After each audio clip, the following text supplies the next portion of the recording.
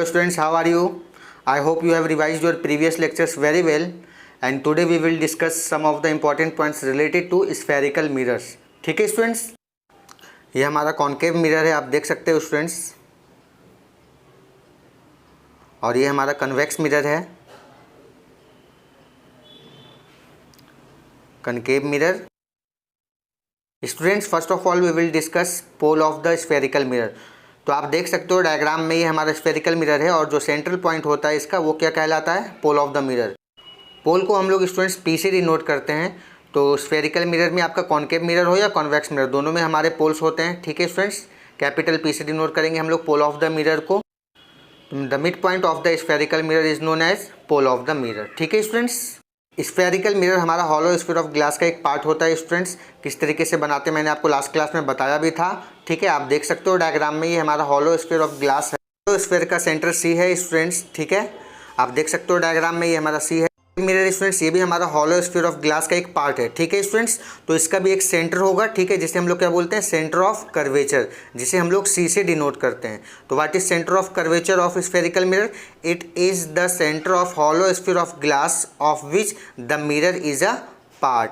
ठीक है स्टूडेंट्स, तो ये हमारा सेंटर ऑफ कर्वेचर हुआ.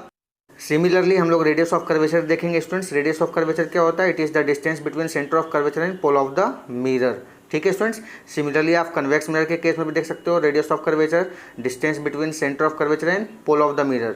इस हॉलो स्फीयर ऑफ ग्लास में आप समझ सकते हो ये हमारा सी है, सेंटर ऑफ कर्वेचर. ठीक है स्टूडेंट्स, तो फिर यहाँ पर रेडियस ऑफ कर्वेचर क्या होगा? हमारा ये वाला डिस्टेंस हमारा क्या होगा? R, radius of curvature.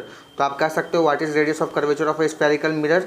It is the radius of the hollow sphere of the glass of which mirror is a part. ठीक है students, now we will discuss principal axis. Students, what is principal axis?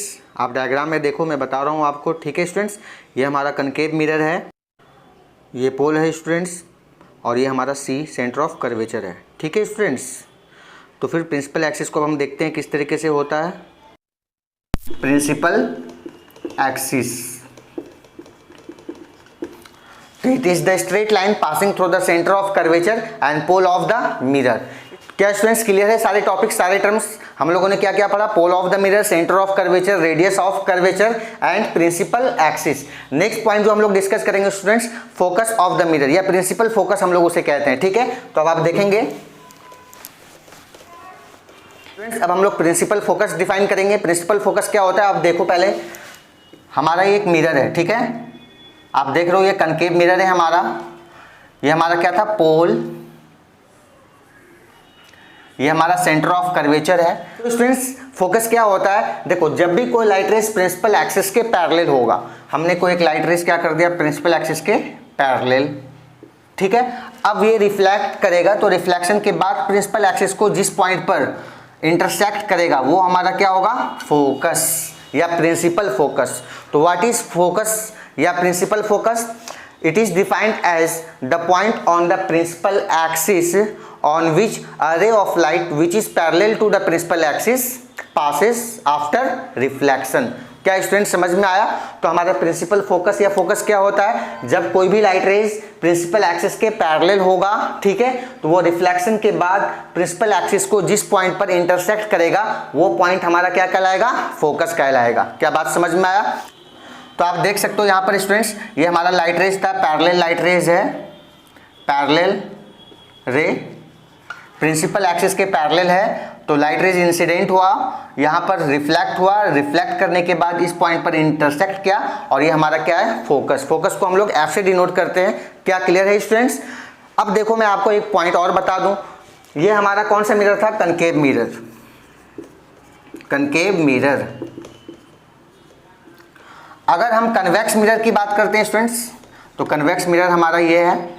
ठीक है, आपने principal axis बना दिया, ये हमारा पोल था.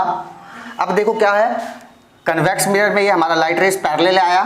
ठीक है, तो ये रिफ्लेक्शन के बाद आगे तो नहीं जा सकता, ये डाइवर्ज होता है. ठीक है, तो रिफ्लेक्ट किया. अब हम क्या करेंगे स्टूडेंट्स? इसे बैकवर्ड डायरेक्शन में प्रोड्यूस करेंगे. तो बैकवर्ड डायरेक्शन में जब आपने प्रोड्यूस किया, तो जिस पॉइंट पर ये प्रिंसिपल एक्सिस को इंटरसेक्ट करेगा वो उसका क्या कहलाएगा? प्रिंसिपल फोकस या सिंपली फोकस. तो स्टूडेंट्स, आप देख रहे हो प्रिंसिपल फोकस किस तरीके से कनकेव मिरर में और कन्वेक्स मिरर में होता है हमारा, है ना.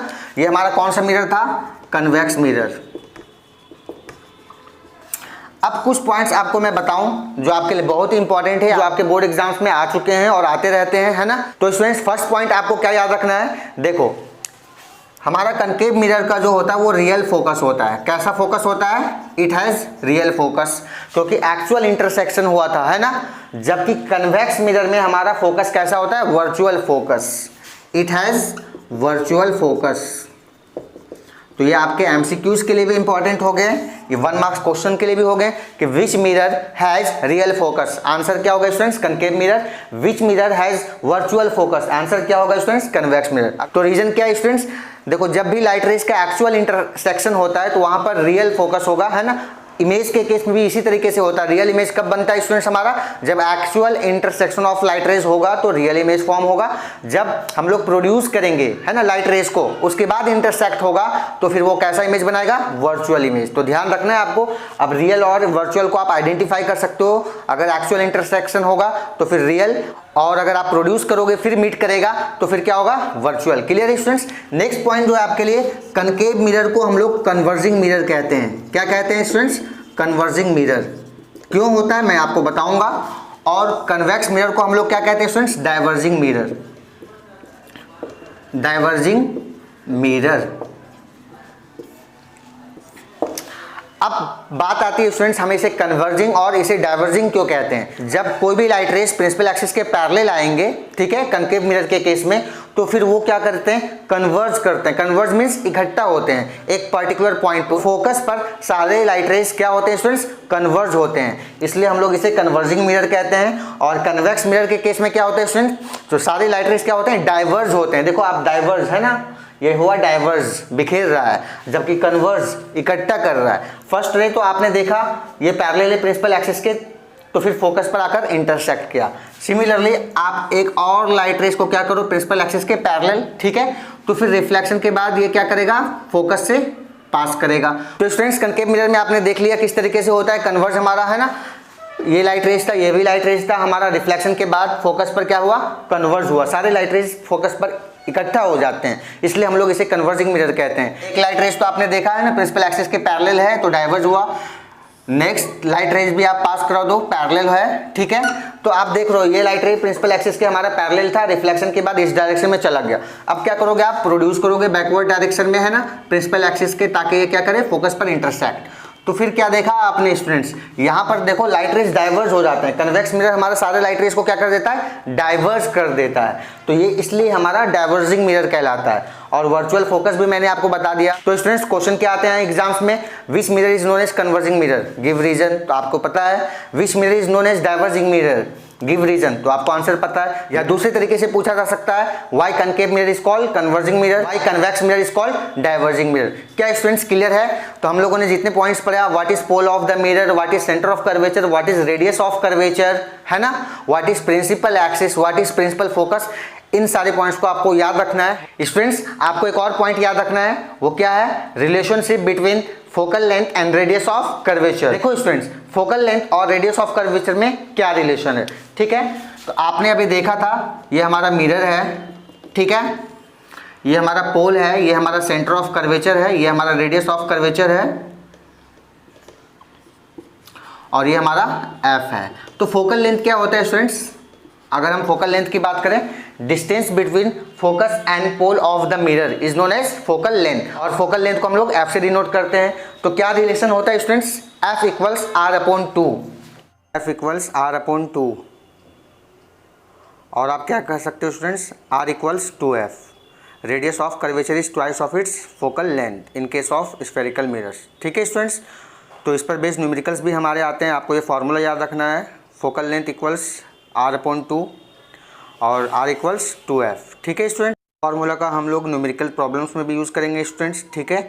और एक क्वेश्चन हमारा एनसीईआरटी में भी है इस फार्मूला पर बेस्ड, आप देख सकते हो क्वेश्चन क्या है, if the radius of curvature of a spherical mirror is 20 centimetre what will be it's focal length. ये क्वेश्चन हमारा एनसीईआरटी का है, ठीक है स्टूडेंट्स। तो हमारा गिवन क्या क्या है, radius of curvature means R हमारा दिया हुआ है 20 सेंटीमीटर, तो फोकल लेंथ कितना होगा students, R upon 2 means 20 upon 2, तो हमारा फाइनली आंसर क्या होगा स्टूडेंट्स, 10 सेंटीमीटर। तो फोकल लेंथ स्फेरिकल मिरर का 10 सेंटीमीटर होगा। ये क्वेश्चन हमारा एनसीईआरटी का था। ठीक है स्टूडेंट्स, ये बहुत ही इजी क्वेश्चन था, लेकिन आगे वाले न्यूमेरिकल्स में हम लोग इस फॉर्मूले का कैसे यूज़ करेंगे वो आपको मैं बताऊंगा नेक्स्ट लेक्चर में। तो आज के लिए हमारा इतना ही स्टूडेंट्स। नेक्स्ट क्लास में हम लोग डिस्कस करने वाले हैं rules for formation of image by spherical mirror and रे diagram for the formation of images bye spherical mirror. ठीक है स्टूडेंट्स, तो आप प्लीज़ सारे टॉपिक्स अच्छे से रिवाइज कर लेना। ओके।